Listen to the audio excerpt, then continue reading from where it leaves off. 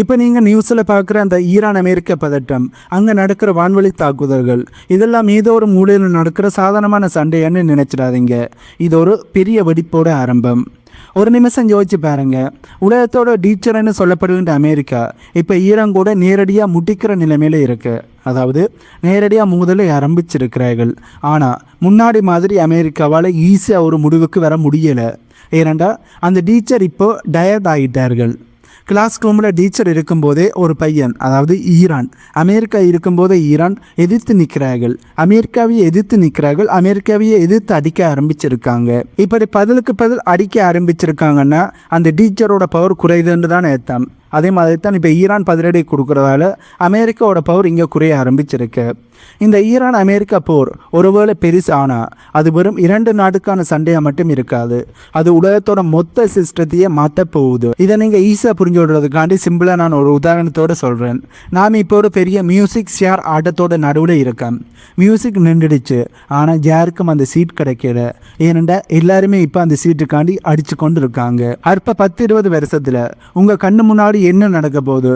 இது உங்கள் வேலை, நீங்கள் வாங்குகிற பெட்ரோல் விலை, ஏன் உங்கள் குடும்பத்தோட பாதுகாப்பு வரைக்கும் எப்படி அஃபெக்ட் பண்ண போகுது? இதை பற்றி தான் இந்த வீடியோவில் நாங்கள் தெளிவாக பார்க்க போகிறோம். இந்த வீடியோவை ஸ்கிப் பண்ணாமல் ஃபுல்லாக பாருங்கள். ஏனெண்டா இது உங்கள் எதிர்காலத்தை பற்றின விஷயம். ஆகவே வீடியோக்குள்ளே போகிறதுக்கு முன்னே நம்ம சேனலை சப்ஸ்கிரைப் பண்ணி பக்கத்துக்கு பெல் ஐக்கானை கிளிக் பண்ணி வைங்க. அப்போ தான் நான் போடக்கூடிய வீடியோஸை நீங்கள் உடனுக்குடன் பார்க்க முடியும். வாங்க இப்போ வீடியோக்குள்ளே போகலாம். ஏன் இந்த ஈரான் அமெரிக்கா பிரச்சனை இப்போ இவ்வளோ சீரியஸாக இருக்குது? ஏன் மற்ற நாடுகள் எல்லாமே அமைதியாக வேடிக்கை பார்க்காம ஒவ்வொரு பக்கமும் சாயிறாங்க? இந்த கேள்வி கண்டிப்பாக உங்களுக்கு எழும்பும். இதை புரிஞ்சிக்க நாம் கொஞ்சம் பின்னோக்கி போகணும். கடந்த 30 வருஷமாக அமெரிக்கா தான் உலகத்தோட அன்டிஸ்பியூட்டட் கிங்காக இருக்காங்க. ஆனால் ஆப்கானிஸ்தான், ஈராக்குன்னு பல வருஷமாக நடந்த போர்களால் அவங்க பல ட்ரில்லியன் டாலர்களை அந்த போரில் கொட்டி தீர்க்க வேண்டிய சூழ்நிலைக்கு தள்ளப்பட்டார்கள். ஒரு கட்டத்தில் நாட்டுக்குள்ளேயே மக்கள் கேள்வி கேட்க ஆரம்பிச்சிட்டாங்க. ஏன் நாம் அடுத்த நாட்டு பிரச்சனையில் தலையிடணும்? அந்த காசை நம்ம நாட்டு டெவலப்மெண்ட்டுக்கு பயன்படுத்தியிருக்கலாமேன்னு இப்போ கேள்வி கேட்க ஆரம்பிச்சிருக்கிறார்கள். இதனால தான் அமெரிக்கா இப்போ கொஞ்சம் கொஞ்சமாக பின்வாங்குது. டீச்சர் கிளாஸை விட்டு வெளியே போகலை, ஆனால் இனிமேல் சண்டையாண்டு ஒன்று வந்தால் அதை நீங்களே பார்த்து கொள்ளுங்கள் என்று சொல்லாமல் சொல்லியிருக்காங்க. முன்னாடி எல்லாமே அமெரிக்கா ஒரு மிரட்டல் விட்டால் எந்த ஒரு நாடும் எதிர்த்து பேசாது. ஆனால் இப்போ நிலைமை வேறையாக இருக்குது. ஈரான் இப்போ நேரடியாகவே அமெரிக்காவோட ப்ரொக்ஸ் அமைப்புகள் மேலே அட்டாக் பண்ணுறாங்க, அமெரிக்காவோட இராணுவ தளங்கள் மீது அட்டாக் பண்ணுறாங்க, அமெரிக்காவோட வாட்ஸ்அப் மீது தாக்குதலை நடத்துகிறாங்க. இதற்கு காரணம் ஈரானுக்கு பின்னாடி இருக்கிற ரகசிய கூட்டாளிகள் தான். ரஷ்யாவுக்கும் சீனாவுக்கும் இப்போ அமெரிக்காவோட பவர் குறையிறது ரொம்ப சாதகமாக இருக்குது. அதனால தான் அவங்க ஈரானுக்கு மறைமுகமான சப்போர்ட்டை முழுசாக கொடுக்க ஆரம்பிச்சிருக்கிறார்கள். இவ்வளவு நாளை நாம் நினைச்சுக்கிட்டு இருந்த அந்த நிரந்தரமான நண்பர்கள் இனிமேல் இருக்க போகிறதில்லை. எந்த ஒரு நாடுகளுக்கும் நிரந்தரமான நண்பர்கள் என்று யாருமே இருக்க போகிறதில்லை. உதாரணமாக ஐரோப்பிய நாடுகள் இவ்வளவு நாள் அமெரிக்காவை தான் நம்பி இருந்தாங்க. ஆனால் இப்போது அவங்களுக்கே பயம் வந்துடுச்சு. ஒருவேளை அமெரிக்கா நம்மளை கைவிட்டுட்டு போனால் என்ன பண்ணுறதுன்னு இப்போ யோசிக்க ஆரம்பிச்சிருக்காங்க. இதனால தான் பிரான்ஸ், ஜெர்மனி போன்ற நாடுகள் இப்போ தனித்தனியான முடிவு எடுக்க ஆரம்பிச்சிட்டார்கள். வரலாற்றை எடுத்து பார்த்தீங்கன்னா ஒரு பெரிய ஒரு பவர் குறையும் போது அந்த இடத்தை பிடிக்க மற்றவர்கள் போட்டி போடுவாங்க. 1930 காலப்பகுதியில் பிரிட்டிஷ் சாம்ராஜ்யத்தை வீழ்ச்சியடைஞ்சப்போ ஜெர்மனியும் ஜப்பானும் அந்த இடத்தை பிடிக்க பார்த்தாங்க. அதோட விளைவு தான் 2வது உலகப் போர். இப்போ அதே மாதிரி ஒரு பவர் கேம், அதாவது பவர் வேக்யூமானது உருவாக்கி இருக்கு. அமெரிக்காவுக்கும் சீனாக்கும் இடையில் நடக்கிற இந்த ஈகோ வார் உலகத்தையே ஒரு மிகப்பெரிய ஒரு ஆபத்தான பாதைக்கு கூட்டிக்கிட்டு போகுது என்பது தான் உண்மை. இப்போ நடக்கிற பிரச்சனை ஒரு நியூஸ் மட்டும் இல்லை. இந்த ஈரான் அமெரிக்கா பிரச்சனையால் ஸ்ட்ரெய்ட் ஆஃப் ஹார்முஸ் வழியாக வர கப்பல்கள் அனைத்துமே பாதிக்கப்படுது. அது உண்மையிலேயே முழுசாக பாதிக்கப்பட்டால் பெட்ரோல் விலை ஒரே நாளே டபுளாக மாறும். ஏற்கனவே இப்போ ஸ்ட்ரெய்ட் ஆஃப் ஹார்முஸ் பகுதி ஈரானோட கண்ட்ரோலில் இருக்கிறபடியாலும் அங்கே வர ஒரு சில வணிக கப்பல்கள் ஈரான் அடித்ததாலேயும் இப்போ அந்த கப்பல் பாதை வழியாக யாருமே போவதற்கு பயப்படுகிறார்கள். ஆகவே இப்படி இருக்கிற ஸ்ட்ரெய்ட் ஆஃப் ஹார்முஸ் பகுதி ஈரானோட கட்டுப்பாட்டுக்கு இருக்கும்போது ஈரானை அமெரிக்கா அட்டாக் பண்ண நினைப்பது தப்பான விஷயம். இதே நேரத்தில் இந்த ஸ்ட்ரெய்ட் ஆஃப் ஹார்முஸ் பகுதி குளோஸ் பண்ணப்படுறதால பெட்ரோல் விலை ஏறினா நாங்கள் சாப்பிட்ற தக்காளி விலையில் இருந்து அமேசானில் ஆர்டர் பண்ணுற பார்சல் வரைக்கும் எல்லாத்தோட விலையுமே ஏற ஆரம்பிக்கும். அதுதான் இப்போ நடக்குது.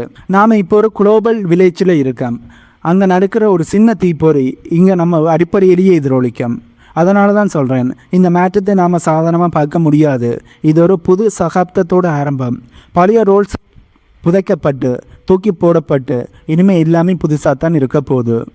அதாவது பழைய புக்கை தூக்கி போடுங்க, இனிமேல் இந்த புதுசை அடாப்ட் பண்ணி கொள்ளுங்க என்பதுதான் என்னுடைய தனிப்பட்ட கருத்து. இப்போ இந்த மாற்றத்தால் உங்களுக்கு என்ன பாதிப்பு வரலாம் என்பதை பற்றி டீட்டெயிலாக பார்ப்போம். முதலாவது, நகரங்களில் இருந்து வெளியேற வேண்டி இருக்கும்.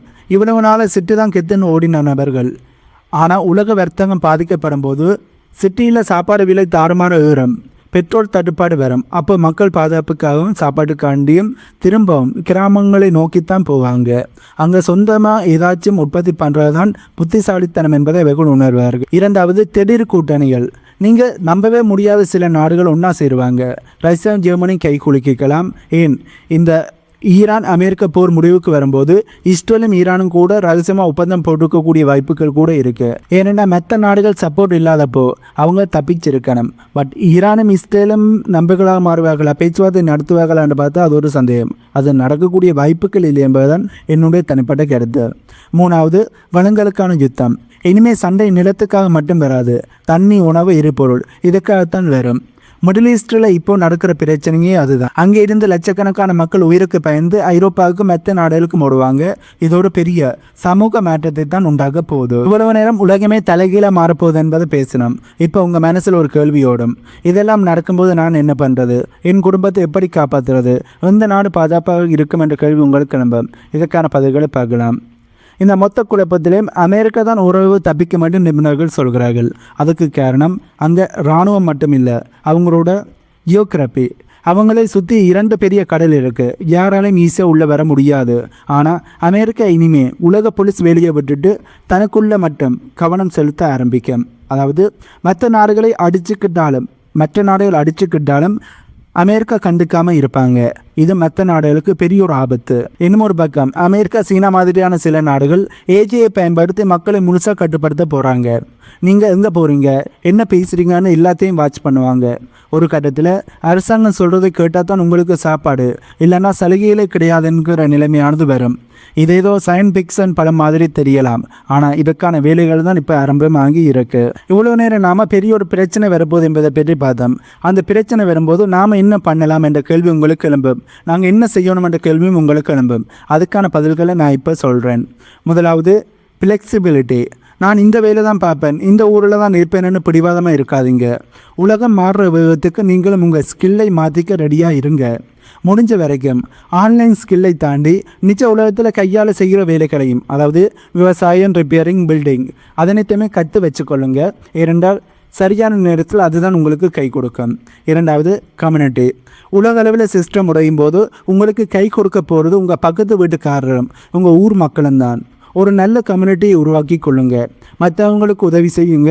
ஏனென்றால் பெரிய சிஸ்டமே ஃபெயில் ஆகும்போது சின்ன சின்ன லோக்கல் குரூப் தான் நம்மளை காப்பாற்றும். மூன்றாவது, அவேர்னஸ், அதாவது விழிப்புணர்வு. நியூஸில் சொல்கிறதை அப்படியே நம்பாதீங்க. அரசியலுக்கு பின்னாடி இருக்கிற அந்த பெரிய இடத்தை புரிஞ்சிக்க கொஞ்சம் முயற்சி பண்ணுங்க.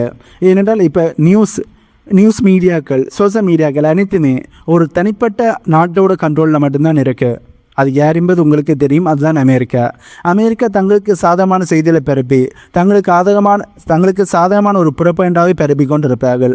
ஆகவே அதை வெளியிட்ட நியூஸை பார்த்து ஓகே அதை தான் உண்மை என்று சொல்லி முழுசாக நம்பி விடாதீங்க. அதுக்கு பின்னாடி இருக்கிற அரசியல் என்ன என்பதை கொஞ்சம் புரிஞ்சிக்க முயற்சி பண்ணுங்க. அப்போ தான் நீங்கள் பயப்படாமல் சரியான முடிவை எடுக்க முடியும். உலகம் இப்போ அழிய போகிறதில்ல, ஆனால் ஒரு பழைய தோல் உறிஞ்சி புது தோல் வர்ற மாதிரி. அதாவது இப்போ புது உலகமானது புதிய வேர்ல்டு ஆர்டரானது உருவாகிக்கொண்டு இருக்கு. அதில் ஆதிக்கம் செலுத்தோடும் நிலைத்து நிற்கணும்ன்றதுக்காண்டி நிறைய நாடுகள் இப்போ போர்களை ஆரம்பிச்சிருக்கிறார்கள். இன்னும் புதிய நாடுகள் புது போர்களை கூட ஆரம்பிக்கக்கூடிய வாய்ப்புகள் இருக்குது. அப்படி போர்களை ஆரம்பிக்கும் போது அது எங்களுக்கான பாதிப்பையும் ஏற்படுது. அதனால தான் அதுக்கு முன்னமே நாங்கள் அதுக்கேற்ற மாதிரி தயாராகி கொள்ளணும். இந்த மாற்றத்தோட வழி கொஞ்ச நாளைக்கு இருக்கத்தான் செய்யும். ஆனால் யார் தண்ணி மாதிரி வளைஞ்சு கொடுத்து சூழலுக்கு ஏற்ற மாதிரி மாறுறாங்களோ அவங்க தான் இந்த புது உலகத்தோட தலைவர்களாக இருப்பாங்க. ஆகவே புதிய ஒரு வேர்ல்டு ஆர்டரானது உருவாகும் போது கண்டிப்பாக அதில் போரன்ற ஒன்று இன்றியமையாத ஒன்று. கண்டிப்பாக அந்த போர் நடந்தே தீரும்.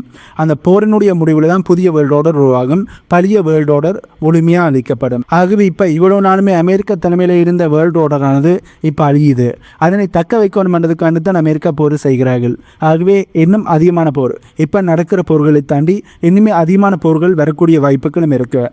ஆகவே இப்போ நான் இது சொல்கிறது அனைத்துமே உங்களை பயமுறுத்தணும் பண்ணுறதுக்காண்டி சொல்லலை. பட் புதிய வேர்ல்டு ஆர்டரானது வரும்போது பழைய வேர்ல்டு ஆர்டரை பாதுகாக்கணுன்றதுக்காண்டி பழைய வேர்ல்டு ஆர்டரில் ஸ்ட்ராங்காக இருக்கிற நாடுகள், ரொம்ப லாபமடைந்த நாடுகள் அதனை தக்க வைப்பதற்காண்டு போரை செய்வார்கள். அமெரிக்கா இப்போ செய்வது மாதிரி. ஆகவே அதைத்தான் உங்கள்கிட்ட சொல்ல வாரன். உங்களை பயமுறுத்தணுன்றதுக்காண்டி இதனை சொல்லலை. உண்மை என்னவோ அதனை உங்கள்கிட்ட சொல்ல வாரன். அதனை நீங்கள் புரிந்து கொள்வீங்கன்னு நான் நம்புகிறேன். ஆகவே இந்த வீடியோ உங்களுக்கு ஒரு புது கோணத்தை கொடுத்திருக்கும் என்று நம்புகிறேன். இந்த வீடியோவில் நான் சொன்ன தகவல்கள் உங்களுக்கு புதிதாக இருந்திருக்கும் என்று நம்புகிறேன். இந்த தகவல்கள் உங்களுக்கு புதிதாக இருந்தால் இந்த வீடியோக்கு லைக் பண்ணி நம்ம சேனலில் சப்ஸ்கிரைப் பண்ணி பக்கத்துக்கு பெல் ஐக்கானை கிளிக் பண்ணி வைங்க. அப்போ தான் நான் போடக்கூடிய வீடியோஸை நீங்கள் உடனுக்குடன் பார்க்க முடியும். என்னும்போது புதிதான தகவல்கள் உள்ளடங்கிய புதிய வீடியோவில் உங்களை நான் மீட் பண்ணுறேன்.